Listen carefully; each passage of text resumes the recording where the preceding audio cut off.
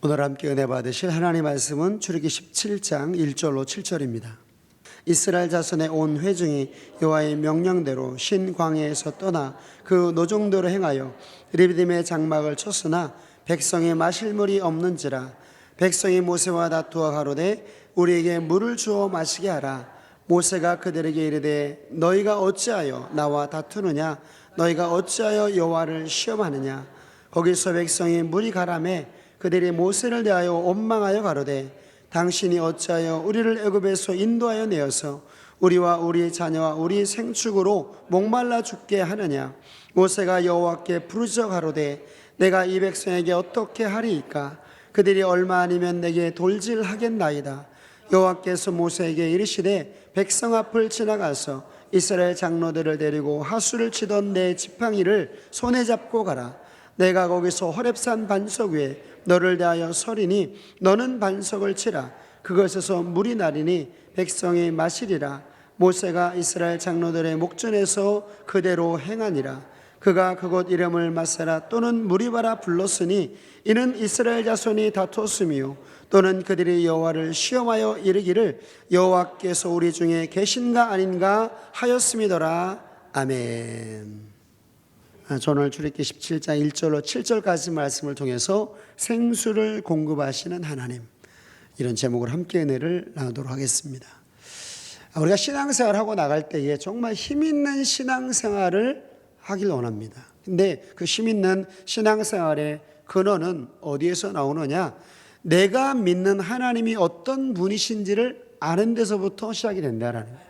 내가 하나님을 알게 되면 그 하나님 때문에 신앙의 넓이와 깊이가 달라진다라는 거죠. 그래서 하나님을 아는 만큼 우리 신앙도 그만큼 성장을 하게 돼요. 그래서 오늘 저와 여러분들은 우리가 교회 와서 우리가 신앙생활을 하고 나갈 때 가장 첫 번째로 우리 마음에 품어야 될 생각이 바로 뭐냐? 내가 믿는 하나님이 어떤 분이시냐? 오늘 교회 와서도 마찬가지입니다. 우리가 예배를 드리고 우리가 찬양을 하고 우리가 기도를 하죠. 그런데 이렇게 우리가 예배를 할 때에 가장 먼저 우리 마음속에 품어야 될 소원이 뭐냐? 내가 믿는 하나님이 어떤 분이신지를 알려주십시오.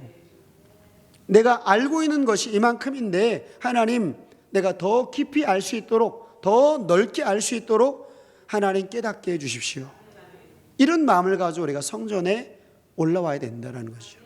왜냐하면 그 하나님을 내가 정확하게 알게 되면 여러분 우리의 삶에 엄청난 것이 달라지게 돼 있어요.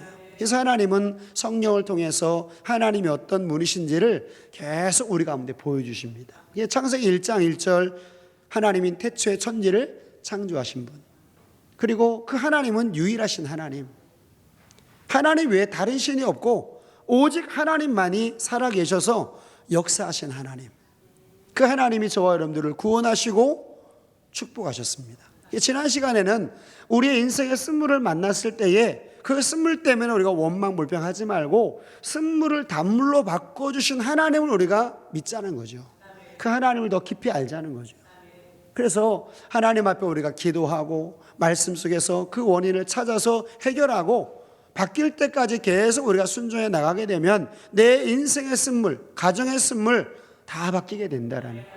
그래서 하나님이 15장서부터 16장까지 계속적으로 축복 주신 하나님을 우리 가운데 말씀을 하고 있어요.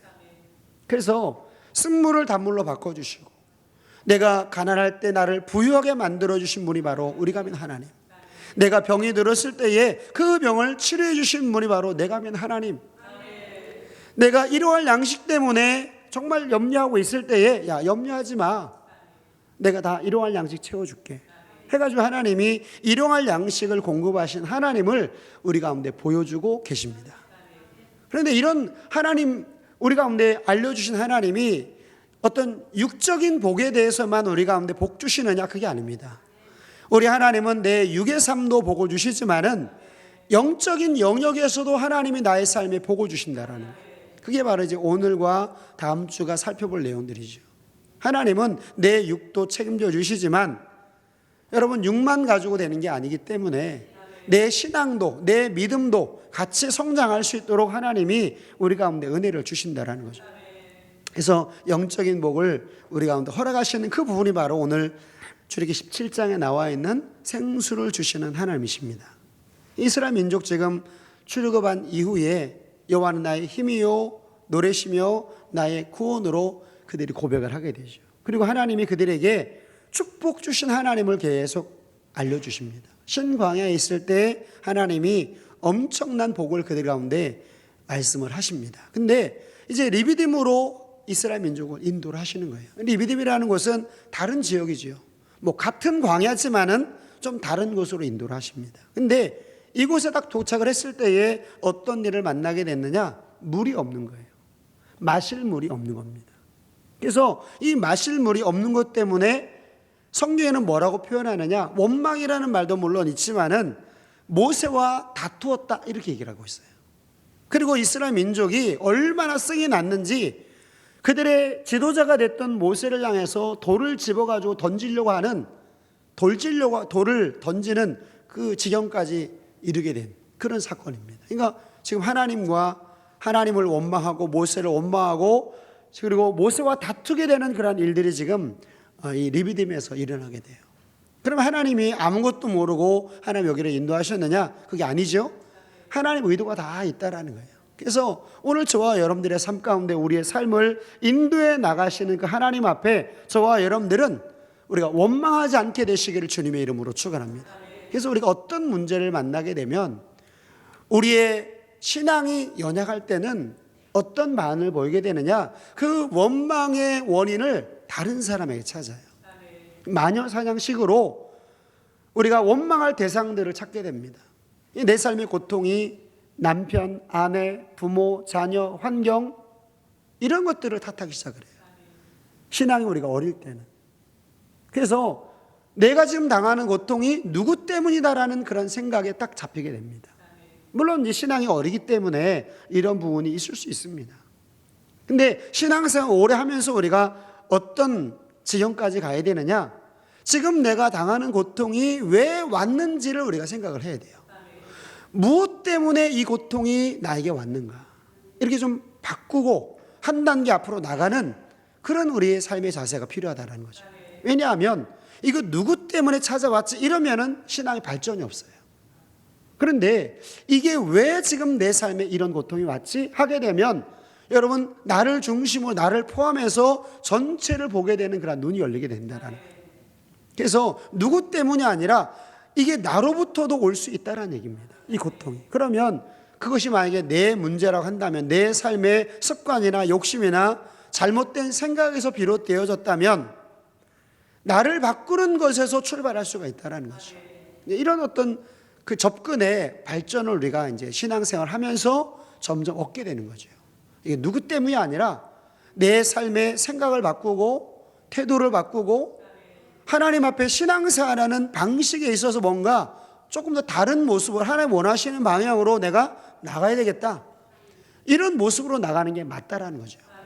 그래서 오늘 저와 여러분들은 여러분 누구 때문에 우리가 마녀 사냥식으로 우리가 접근하지 말고 나도 포함시켜가지고 혹시 내 삶에 이 문제가 나로부터 오지 않았는가 한번 생각하고 우리가 발전할 수 있는 우리 모두가 되어야 될 줄로 믿습니다. 근데 이스라엘 민족은 아직 신앙이 어리기 때문에 원망을 하는 거예요. 누구를 원망하느냐? 모세를 원망하죠. 근데 사실은 모세가 인도한 것이 아니라 하나님께서 이스라엘 민족을 여기로 인도하신 겁니다. 근데 하나님이 인도하신 거는 하나님 모르기 때문에 여기로 인도하신 것이 아니라 이 르비딤으로 인도하셔서 이스라엘 민족에게 하나님이 어떤 분이신지를 알게 만드시기 위해서 여기로 인도하셨다는 거죠. 물이 없는, 먹을 것이 없는 이곳으로 하나님이 이스라엘 민족을 인도하셨다는 거예요. 그러면 뭐냐? 하나님은 이스라엘 민족에 뭘 주시는 분? 생수를 주신 분이라는 것을 알려주신다는 거예요. 그래서 지금 이스라엘 민족이 이렇게 원망하고 있을 때에 모세가 하나님 앞에 기도합니다. 하나님, 지금 이스라엘 민족이 이렇게 나를 돌질하겠습니다. 내가 죽을 지경입니다. 왜 우리를 여기로 인도하셨습니까? 했을 때에 하나님이 모세에게 방법을 알려주셔요. 그래서 지팡이에 그 손에 있는 지팡이를 가지고 반석을 쳐서 물을 내서 백성들을 다 마시게 하는 그런 사건이 이 장소에서 일어나게 됩니다. 그래서 우리가 믿는 하나님은 어떤 하나님이냐? 저와 여러분들의 삶 가운데 생수를 주시는 분이 바로 우리 하나님이라는 거예요. 그래서 생수를 공급하시는 하나님이라는 것을 알게 만드시기 위해서 하나님이 의도적으로 내 삶을, 우리의 삶을 하나님이 광야로 인도하실 수 있다는 얘기죠. 르비딤에서 이 반석에서 물을 내는 사건에 대해서 사도 바울이 이것을 이제 해석을 하게 됩니다. 고린도전서 10장에서 이 생수 사건에 대해서 이제 사도 바울이 하나님의 능력을 받아서 해석을 해주는 거죠. 자, 고린도전서 10장 1절로 4절입니다. 형제들아, 너희가 알지 못하길 내가 원치 아니하노니 우리 조상들이 다 구름 아래 있고 바다 가운데로 지나며 모세에게 속하여 다 구름과 바다에서 세례를 받고 다 같은 신령한 식물을 먹으며 다 같은 신령한 음료를 마셨으니 이는 저희를 따르는 반석으로부터 마셨음에 그 반석은 곧 그리스도시다. 지금 이스라엘 민족이 홍해바다 통과하면서 하나님이 그들에게 만나주시고 하나님이 먹여주신 사건들을 지금 사도 바울이 기록을 하고 있습니다. 이 기록을 통해서 보게 되면 오늘 출애굽기 17장에 나오는 이 반석에서 물을 내는 사건에 대해서 해석을 하고 있어요. 여기서 보면 반석은 누굽니까? 그리스도라는 거죠. 예수님. 그리고 그들이 마셨던 물은 바로 뭐냐? 신령한 음료라 그렇게 얘기를 합니다. 생수인데 출애굽기 17장에서는 생수로 기록이 되어 있는데 오늘 고린도전서 10장에서는 뭐라고 되어 있느냐? 신령한 음료다 이렇게 얘기를 합니다. 그러면 이것을 우리가 딱 종합을 해보면 출애굽기 17장에 나오는 이 반석의 사건은 뭐냐? 예수님께서 우리의 생수를 주신 분이 바로 그리스도니까 그리스도께서 우리 가운데 뭘 주신다? 신령한 음료를 주신다라는 거예요. 이것을 알게 하시기 위해서 하나님이 이스라엘 민족 하나님 이리부터 인도하시고 그들이 물이 없는 곳으로 인도하시면서 물을 내신 사건이다 이렇게 얘기를 합니다. 그러면 이 사건을 조금 더 우리가 분명하게 말씀하고 있는 구절이 어디냐? 요한복음 4장 10절입니다. 우리 예수님은 저와 여러분들에게 뭘 주신다? 생수를 주신다라는 거예요. 단순한 물이 아니라 내 영혼의 갈급함을 채워주시는 생수를 주신 분이 바로 누구다? 예수님이라는 거예요. 예수께서 대답하여 가라사대 내가 만일 하나님의 선물과 또 내게 물 좀 달라 네가 누구인 줄 알았다면 내가 그에게 구하였을 것이요 그가 생수를 내게 주었으리라. 이 사마리아 여인이 지금 예수님께 와가지고 예수님이 사마리아 여인에게 접근하셔서 물을 좀 달라 하시고 이 여인이 나 물 없습니다, 물 못 줍니다 이렇게 얘기했을 때에 네가 만약에 내가 누구인 줄 알았다면 네가 나한테 물을 구했을 것이다. 지금 예수님이 사마리아 여인에게 물을 구하지만은 이 사마리아 여인이 예수님이 정말로 누구신 줄 알았다면 그 예수님 앞에 물을 구하였을 것이다 이렇게 지금 이야기를 한다는 거죠. 13절입니다. 예수께 대답하여 가라사대 이 물을 먹는 자마다 다시 목마르려니와 내가 주는 물을 먹는 자는 영원히 목마르지 아니하니 나의 주는 물은 그 속에서 영생하도록 솟아나는 샘물이 될 것이다. 내가 주는 물을 먹게 되면 목마르지 않는다라는 거예요. 그러면 여기서 목마르지 않는다라는 것은 어떤 육신적인 갈급함을 얘기하는 것이 아니라 내 영혼의 만족을 누린다라는 거죠. 그러니까 우리의 신앙 여정 가운데 정말 진정한 만족은 어디서 오느냐? 예수님께로부터 온다라는 거예요. 근데 오늘 이스라엘 민족 하나님이 여기로 인도하셔서 지금 생수를 주신 하나님을 경험하게 만드신 이유는 바로 뭐냐? 우리 신앙 여정 가운데도 이런 일을 만날 수 있다는 얘기예요. 우리 예수를 주로 고백하고 이스라엘 민족 교회 생활하면서 그들이 하나님이 공급하신 은혜를 경험했지만은 여러 가지 어려움을 만날 수 있다는 얘기예요. 우리 신앙 여정 가운데. 근데 그때 우리가 원망하고 불평하고 우리가 다투고 이러면 안 된다는 겁니다. 우리의 삶에 생수를 주신 분이 바로 누구냐? 하나님이라는 것을 알게 하신다는 거죠. 그래서 때로는 우리가 예수를 주로 믿고 신앙생활 하다가 사람에게 실망하고 환경에 어려운 문제를 만나게 되면 우리가 원망하게 되고 또 내 자신의 한계를 우리가 만나서 좌절하고 또 직분이나 또 내 위치, 하나님 백성으로서의 위치 이런 모든 것들이 흔들릴 수 있는 그런 시간들이 우리 삶에 있을 수 있다는 얘기예요. 감사보다는 원망, 불평, 미움이 우리 마음 가운데서 사로잡을 수 있다는 얘기입니다. 이 신앙 여정 가운데 이런 일이 다 있다는 얘기예요. 그 하나님이 이스라엘 민족 지금 물이 없는 느비듬으로 인도하신 이유는 바로 뭐냐? 이스라엘 민족의 신앙 여정 가운데 어려움이 와서 원망 불평할 수 있지만은 그 원망 불평 때문에 좌절하지 말고 생수를 다시 공급하신 하나님을 만나게 하려고, 알게 하려고 여기로 인도하셨다는 거죠. 오늘 저와 여러분들도 마찬가지입니다. 우리가 신앙생활 하면서 여러분, 우리가 꽃길을 걷는 것만이 우리 신앙 여정 가운데 있는 게 아니에요. 때로는 어려움도 찾아오고 사람과 사람과의 관계에서 우리가 낙심하고 어려운 문제를 만날 때도 있습니다.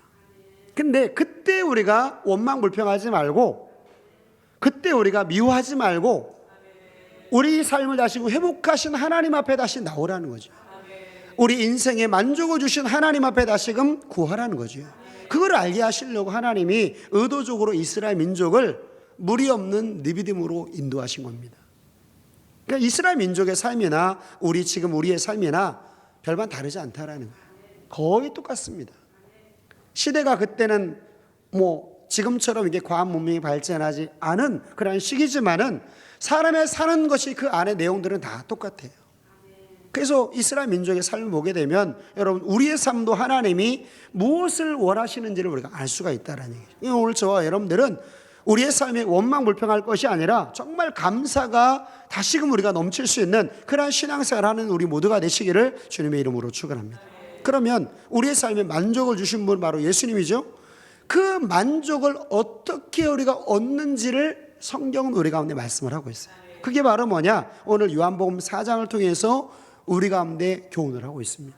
내 신앙 여정 가운데 우리가 예전에 처음 믿을 때 그런 감격, 은혜, 그런 축복, 그런 어떤 마음의 태도, 이런 것들을 다 잃어버리고 살아나갈 수가 있는데, 그런 것에서 다시 우리가 어떻게 처음 믿음으로 갈 수 있는지에 대한 방법을 요한복음 4장을 통해서 우리 가운데 제시하고 있다는 거예요. 참 우리 가운데는 이 요한복음 4장이 굉장히 중요한 성경 말씀입니다.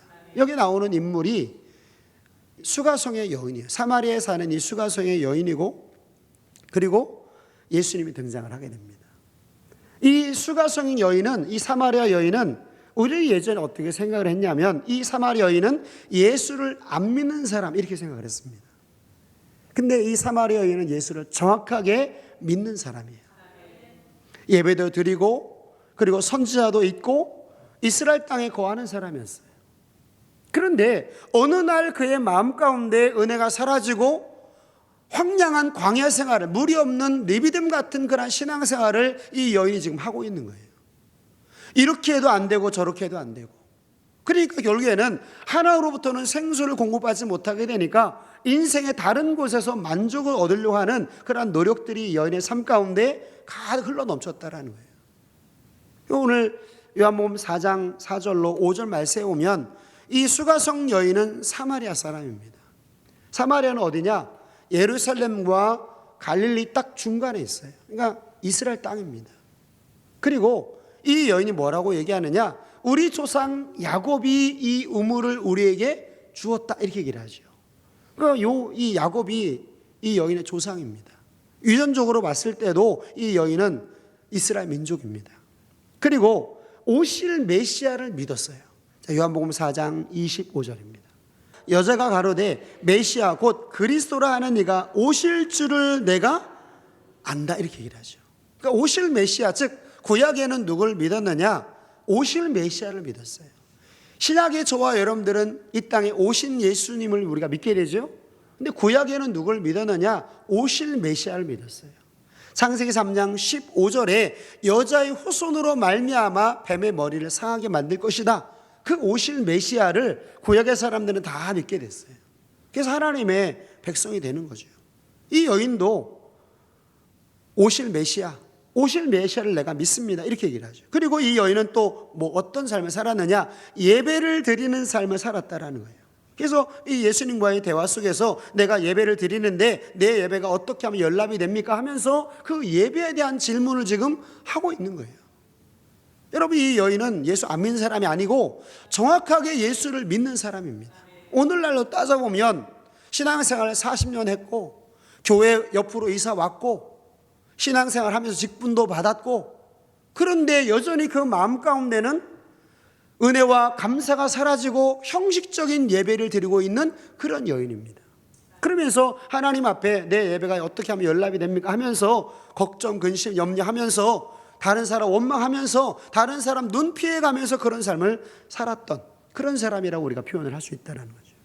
그런데 여러분, 이 여인이 예수님을 만남을 통해서 예수님이 정확하게 이 여인의 삶 가운데 어떻게 하면 생수를 공급받는지를 알려주신다라는 거예요. 오늘 저와 여러분들을 우리에게 주시는 이 여인을 통해서 주시는 메시지가 있다는 거예요.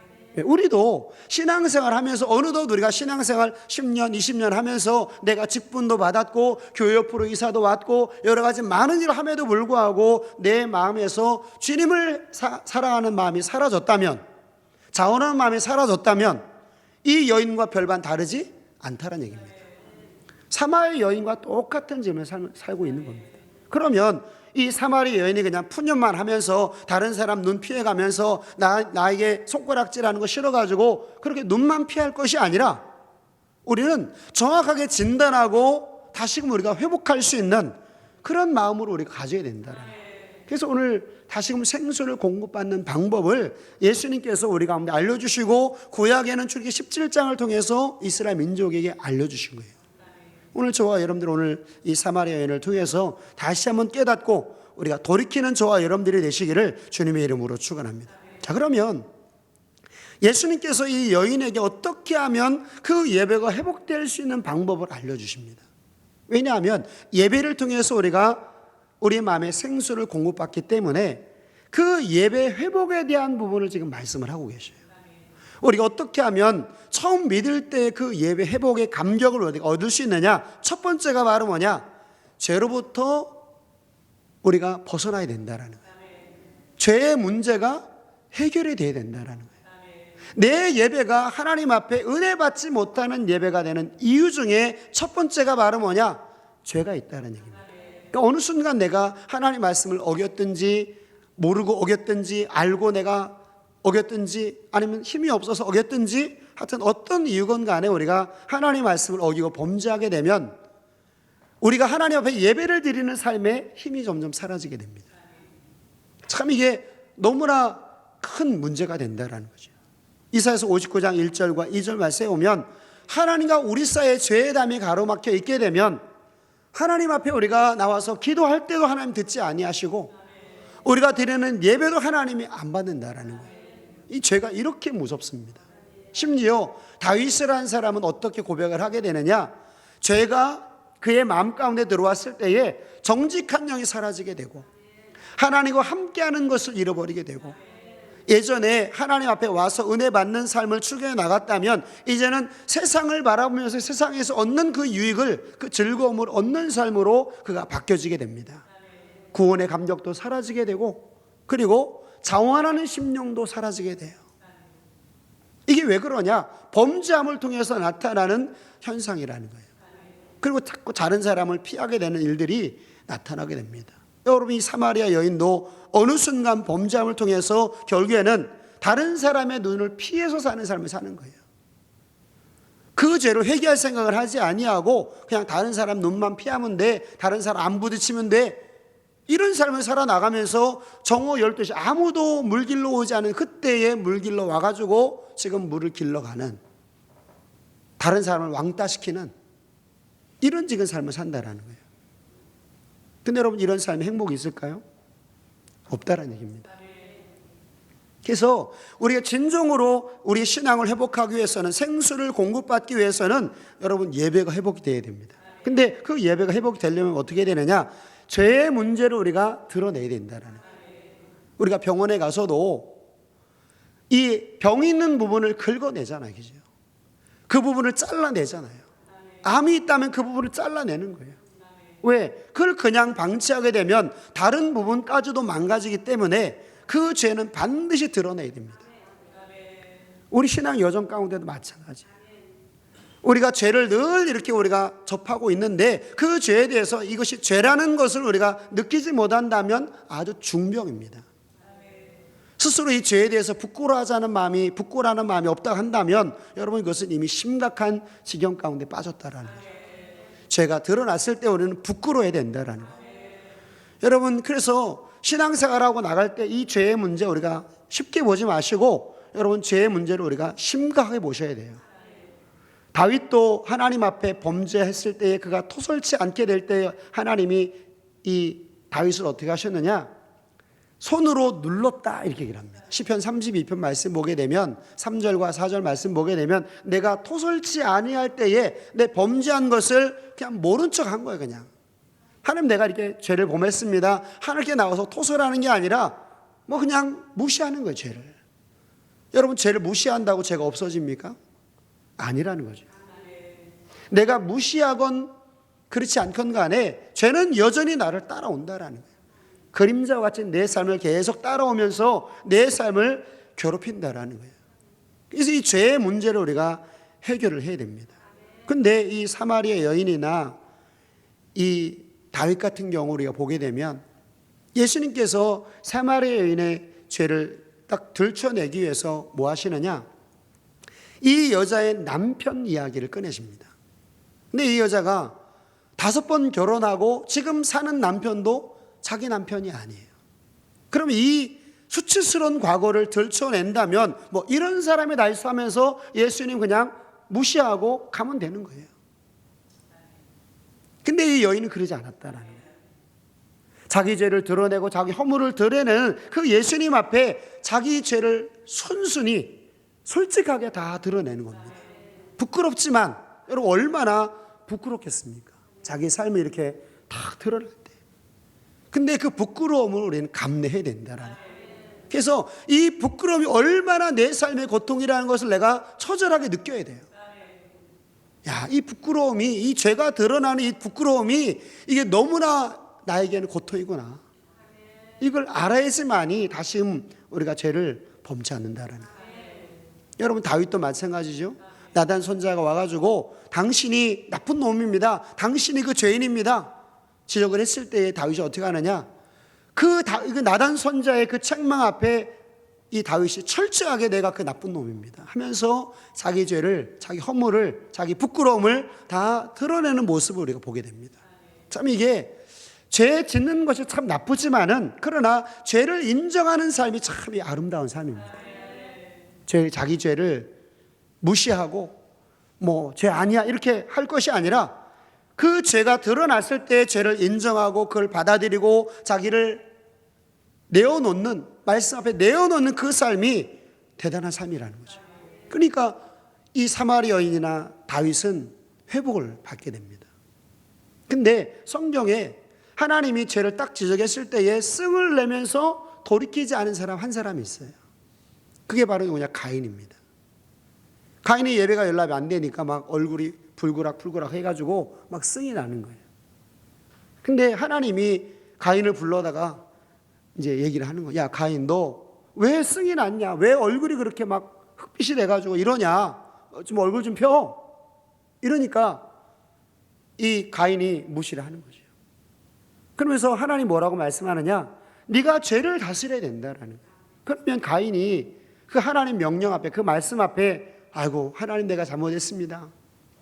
내가 하나님 무서워한 줄 모르고 그냥 내가 내 멋대로 내가 살았는데 하나님 내가 철저하게 다시 돌이키겠습니다. 이렇게 나갔다면 안 믿는 자의 조상은 안 되겠다라는 거죠. 근데 그걸 싹 무시하는 거예요. 하나님의 지적도 무시하고 하나님 말씀 무시하고 어떻게 하느냐? 자기에게 옳은 말을 하는 아벨을 죽일 생각을 합니다. 듣기 싫어가지고 하지마 하면서 결국에는 어떻게 되느냐? 그 아벨을 죽이는 데까지 이르게 된다는 거예요. 여러분 이게 죄를 지적했을 때에 죄가 드러났을 때에 나타난 현상을 통해서 우리가 어느 쪽으로 가는지가 나타나는 것을 우리가 알게 돼요. 다 죄인이죠. 우리는 다 죄인입니다. 그런데 그 죄가 드러났을 때 우리는 부끄러워야 돼요. 그리고 그 내 죄에 대해서 우리가 우리 마음에 하나님 앞에 내가 더 잘하려고 하는 마음을 우리가 얻어야 된다라는. 그렇지 않고 그냥 그 무시하고 하는 말 무시하고 하고 나가게 되면 정말 우리는 하나님 앞에 큰 문제가 생긴다라는 거예요. 그래서 오늘 이 수가성 여인은 그 죄를 드러내시기 위해서 이 여인의 허물을 다 끄집어내십니다. 이 여인은 그 허물을 다 인정하고 다 그걸 받아들여요. 자기 허물을. 그렇죠. 제가 하나님 앞에 정말 엉터리 같은 삶을 살았죠. 하면서 앞으로 더 나가길 원하는 마음을 예수님 앞에 이제 보이게 되는 겁니다. 오늘 저와 여러분들도 하나님 앞에 우리가 죄를 다 토설하고 우리가 죄가 부끄러운 것을 우리가 인정하고 하나님 앞에 나올 수 있는 저와 여러분들이 되시기를 주님의 이름으로 축원합니다. 그러면 하나님이 그 다음 단계를 알려주시는 거예요. 그 여인에게 뭐라고 말씀하느냐? 신령과 진정으로 예배를 드리라는 거예요. 오늘 저와 여러분들의 삶 가운데도 이 첫 번째 단계가 없는 상태에서 두 번째를 얘기하게 되면 우리의 마음에 와닿지가 않는 거예요. 왜? 신령과 진정으로 예배를 드리는 게 왜 필요한데? 이렇게 나오죠. 근데 내 죄를 인정하고 내 죄가 부끄러운 것을 깨닫고 나가게 되면 하나님 우리 가운데 말씀하셨을 때에 그 죄를 내가 인정하고 돌이키면서 하나님 하신 말씀에 대해서 내 마음에 받아들이게 되는 역사가 나타나게 되죠. 이 사마리아 여인에게 예수님 하신 그 방법이 바로 뭐냐? 신령과 진정으로 예배를 드리라는 거예요. 요한복음 4장 22절입니다. 너희는 알지 못하는 것을 예배하고 우리는 아는 것을 예배하노니 이는 구원이 유대인에게서 남이니라. 아버지께 참으로 예배하는 자들은 신령과 진정으로 예배할 때가 오나니 곧 이때라. 아버지께서는 이렇게 자기에게 예배하는 자들을 찾으시느니라. 하나님은 어떤 사람을 찾느냐? 신령과 진정으로 예배를 드리는 사람을 찾는다라는 거예요. 이 가운데 지금 하나님 누구를 찾고 계시느냐? 신령과 진정으로 예배를 드리는 사람을 찾는다라는 거예요. 이 신령과 진정으로 예배를 드리는 삶은 죄 문제가 먼저 해결이 되어야 됩니다. 죄 문제가 해결이 되고 내 죄가 부끄러운 것을 알고 하나님 말씀에 내가 불순종한 것을 내가 인정하고 나가게 되면 그 다음에 하나님이 신령과 진정으로 예배를 드리고자 하는 마음을 우리 가운데 허락해 주신다는 거예요. 그럼 어떻게 하면 신령과 진정이 되느냐? 신령이라는 것은 성령을 얘기를 합니다. 성령, 즉 거룩한 삶으로의 도전이지요. 그리고 진리는 바로 뭐냐? 말씀 순종입니다. 그 결국엔 뭐냐? 하나님께서 받으시는 예배는 성령의 인도함을 받는 삶. 성령님이 인정하는 거죠, 우리의 삶에. 그리고 말씀에 순종하는 삶을 사는 겁니다. 말씀은 뭐냐? 여러분, 사랑의 삶이죠. 용서의 삶이죠. 허물을 덮어주는 것입니다. 그리고 감사한 삶이라는 거예요. 이런 삶을 살고 와서 하나님 앞에 예배를 드릴 때에 하나님 그 예배를 받으신다라는 거예요. 야고보 17장 17절 말씀에 오면 진리로 저를 거룩하게 하옵소서. 아버지의 말씀은 진리니이다. 그러니까 진리와 함께 하는 거예요. 하나님 말씀이 하라고 그러면 하는 것이고 하나님 말씀이 하지 말라고 하는 것을 내가 금지하는 것이죠. 이런 삶으로 우리가 훈련해 나가는 겁니다. 그럴 때 하나님이 내 예배를 받으시는 거지 그냥 참석했다고 해서 우리가 하나님이 다 예배를 받으시는 게 아니라는 거예요. 물론 여기를 이제 이 부분은 조금 더 설명이 필요한 부분입니다. 어쨌든 하나님은 신령과 진정으로 예배하는 삶을 받으시기 때문에 저와 여러분들은 하나님 앞에 이제 어떤 삶을 결단하셔야 되느냐? 내가 성령님을 의지하고 내가 말씀에 순종하는 삶을 살고 와서 예배를 드리겠습니다. 결단하셔야 된다는. 그러면 하나님 우리의 마음에 뭘 주시느냐? 생수를 주신다는.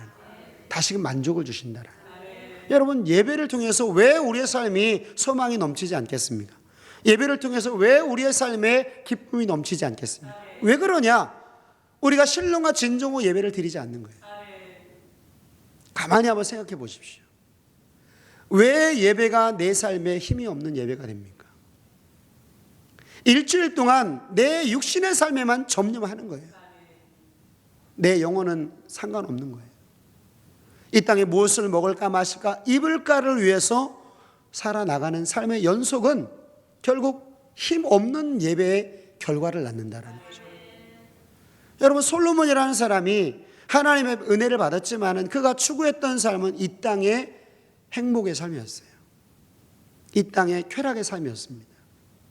아내가 1000명이고 자기가 원하는 것을 다 할 수 있는 그러한 위치에서 그 모든 권력들을 다 거기에 쏟아부었어요. 그래서 업적도 많이 이루었습니다. 저 이방 나라 사람들도 이 솔로몬의 지혜와 명성을 다 인정할 정도예요. 그리고 그 지혜의 말을 듣기 위해서 먼 곳에서 에티오피아에서 스바 여왕이 와가지고 그 지혜의 말을 들으려고 많은 보물을 가지고 찾아옵니다. 이렇게 명성이 높았던 솔로몬이었어요. 그런데 하나님께서 그의 삶의 예배를 받으셨느냐? 그렇지 않다라는 거예요. 그의 삶은 더 목말라갑니다. 그래서 이 땅에 하나님께 만족을 얻지 못하게 되니까 결국에는 이 땅의 만족을 계속 또 추구하게 되는 거예요. 그런데 그 마음 가운데는 만족이 없는 겁니다. 마치 이 사마리아 여인처럼 5 남자를 바꿔가면서 더 좋은 남자 얻으려고 했지만은 지금 있는 남편도 완전히 신뢰를 못하는 거예요. 언제 나를 버릴지 모르고 내가 언제 싫어질지 모르기 때문에 결혼하지 않고 내가 한번 살아보겠다, 이런 마음을 가지고 이 여인이 살아왔습니다. 근데 여러분, 이게 왜 그러냐? 하나님으로부터 만족을 얻지 못하게 되면 우리는 이런 삶을 산다라는 거예요. 자꾸 세상의 만족을 얻습니다. 이거 하면 만족 얻을까? 저거 하면 만족 얻을까? 육신의 것을 우리가 추구해 나가고 살아나간다는 거예요. 내가 여행을 하게 되면 내가 만족이 있을까? 내가 맛있는 음식을 먹으면 내가 만족이 있을까? 좋은 차, 좋은 집, 이런 것이 나에게 만족이 있을까 해가지고 추구해 나가지만은 결국에는 허무만이 남는다, 이렇게 얘기를 합니다. 솔로몬이 그것을 우리 가운데 이야기를 하고 있어요. 그래서 헛되니 모든 것이 헛되도다. 해 아래에서 이 땅에 수고하는 모든 것들이 다 헛되다라는 거예요. 왜 헛되냐? 하나님을 경외하는 삶이 없기 때문에 헛된 것으로 바뀌어지게 돼요. 헛된 것으로만 끝나는 것이 아니라 결국에는 고통으로 바뀌게 됩니다. 내가 추구했던 것들이 고통으로 바뀌게 돼요. 그러니까 예배가 우리 신앙생활에 어떻게 보면 전부입니다. 우리가 일주일에 한 번 우리 예배를 드리지만 이 예배를 통해서 우리 신앙생활에 모든 것들이 다 드러나게 돼요. 이 예배, 1시간의 예배가 우리 신앙생활의 마지막 결정체 엑기스가 되는 겁니다. 여기서 연락이 된다라는 것은 여기에 우리가 예배를 드리는 이 삶 가운데서 내 마음에 기쁨과 감사가 있다라는 것은 뭐냐? 내가 말씀대로 순종해 살았다라는 거예요. 근데 성이 나고 분이 나고 감각이 없는 거예요. 예배가 도대체 이게 뭐냐? 이렇다 한다면 여러분, 우리 일주일간의 삶은 세상에만 국한돼 있었다라는 거예요. 여러분, 맞습니까? 틀립니까? 맞죠? 정확합니다. 예배가 너무나 정확한 거예요. 그래서 어찌 보면 이 예배 시간은 하나님 앞에 심판을 받는 시간이 될 수 있어요. 심판을 받는 거예요. 예배가 딱 결정이 되는 거예요. 근데 이 예배, 하나님 앞에 연락되는 예배의 횟수가 점점 더 예배를 하나님 연락 안 하시는 쪽으로 우리가 계속 가고 있는가, 증가하는가, 아니면 우리가 하나님이 기뻐하는 예배, 하나님 연락하신 예배 쪽으로 가고 있는가의 차이에 따라서 우리가 천국도 경험할 수 있고 지옥도 경험할 수 있고, 또 미래에 우리가 천국도 갈 수 있고 지옥도 가게 되는 그런 것으로 나눠지게 됩니다. 그러니까 이 예배는 이 첨예한 끝에 딱 우리가 정점에 서 있는 거예요.